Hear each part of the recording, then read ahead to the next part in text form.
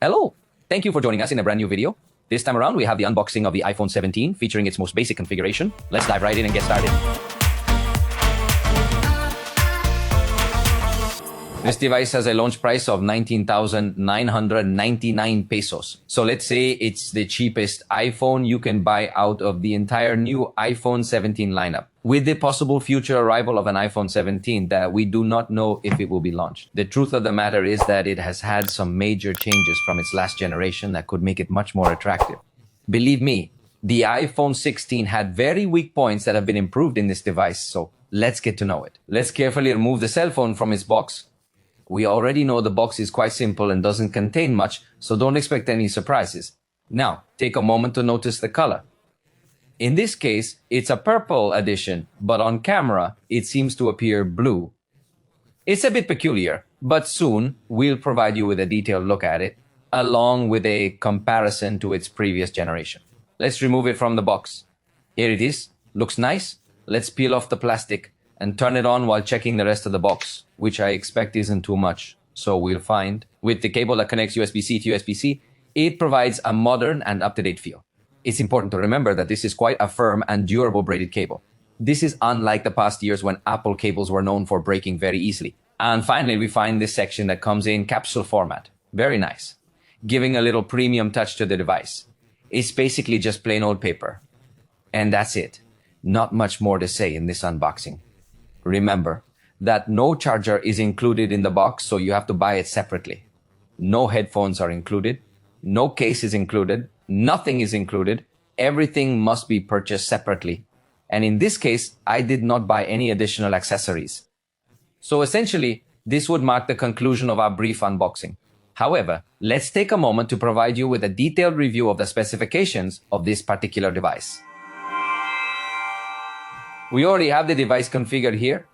So let's take a detailed look at its specifications and gradually compare it with the iPhone 16, which I have here with me.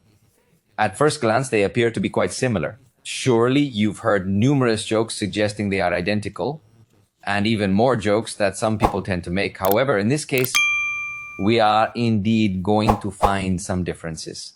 Let's proceed point by point. We discovered that it is 7.95 millimeters thick and weighs 177 grams.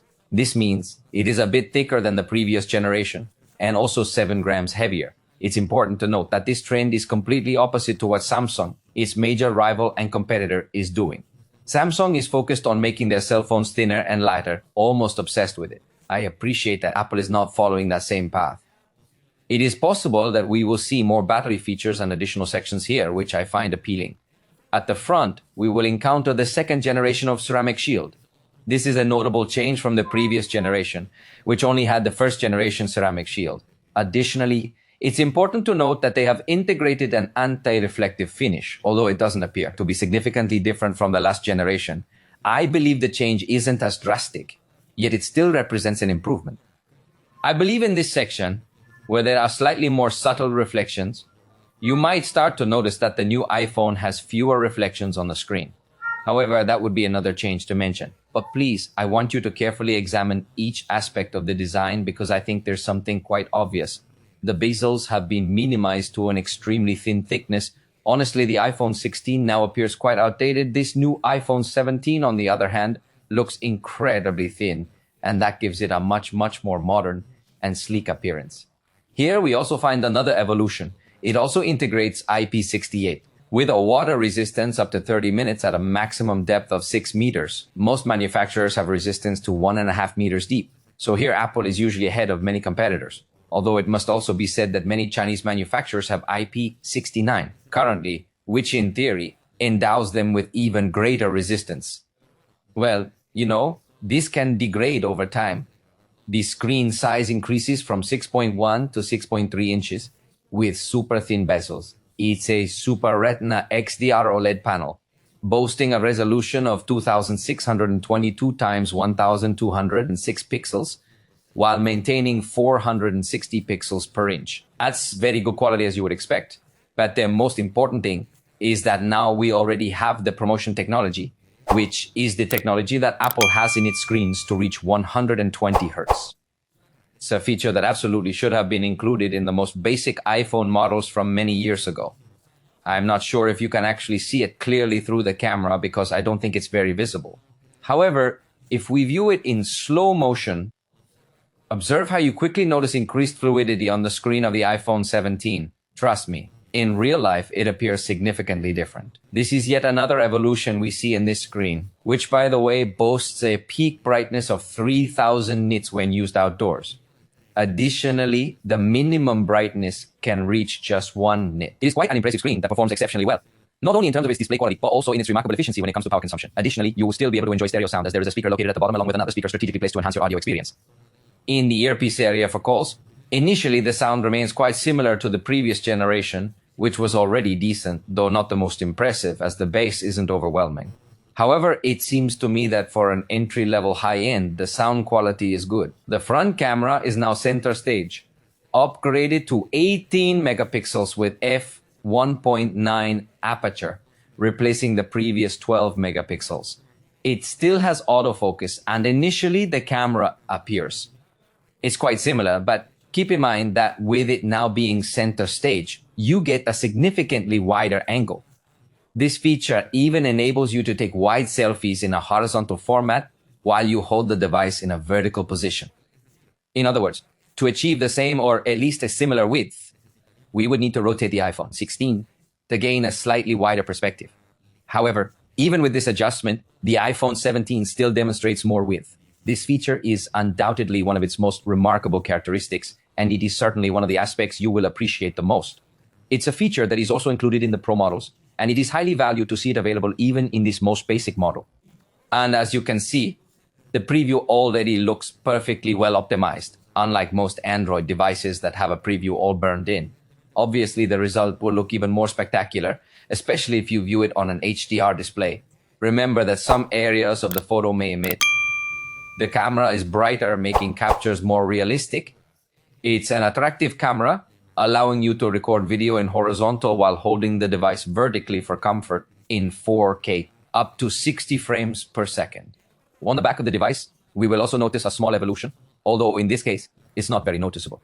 The main camera features 48 megapixels with an aperture of f1.6 and includes optical stabilization within the Y sensor. Being a high-resolution sensor, it allows for cropping inside the sensor to achieve a perspective of 52 millimeters, similar to having a 2x telephoto camera for taking photographs. Additionally, it is the ultra-wide-angle camera that has undergone the most evolution. Previously 12 megapixel, it is now also 48 megapixel with f2.2 aperture, autofocus, and maintains the same focal length of 13 millimeters. So seeing a high-resolution sensor in the ultra-wide camera would allow us to have photographs for a large format print and take better advantage of it in low light. Personally, I would have preferred the addition of a telephoto camera, even if it was just a slight enhancement. A bit basic, you'd have noticed a bigger improvement than this ultra-wide camera change. Also, considering that many competitors in this segment do integrate telephoto camera, this iPhone is still very limited in terms of zoom. Let's take a look at some results. Here you're noticing the ultra-wide camera, which looks pretty good, but I insist there won't be a brutal evolution from the previous camera of the last generation. Then you are looking at the camera. Main. Below, you are observing the main camera with a 2x crop, as though it possesses a 2x optical zoom telephoto camera. Then we're looking at 5x, and the maximum zoom it achieves in photography is 10x, but if you notice, with very basic quality. I think if it had a 3x telephoto camera, for example, optical zoom, even if it had a 12 megapixel sensor, it would achieve a little more interesting zoom. But surely Apple is still waiting a little more time to put a phone camera on this, which is the most basic model. This iPhone records in 4K at 60 frames per second, even with Dolby Vision and advanced formats, although not as advanced as the Pro model that bets everything on video recording. But, well, I think you'll still have a good quality video recording, just with a limit zoom. The battery has improved a lot compared to the last generation. According to Apple figures, it previously reached 22 hours of video playback. Now it reaches 30 hours, 8 hours difference. I think they are notable in evolution. Obviously, by making the device thicker, they can introduce a larger battery. That with respect to local video that is already downloaded, but in terms of streaming, last generation reached up to 18 hours, This generation reaches up to 27 hours. Again, there is a considerable amount of hours of difference, making this iPhone brutal in terms of its battery. It also now supports 40 watts charging when before it supported 20 watts charging, although remember that Apple usually uses fast charging only during the first few minutes. With it, they promise 50% charging in 20 minutes before it reached that same figure in 30 minutes. It maintains support for MagSafe with this type of accessories with a maximum 25 watt support through this mechanism.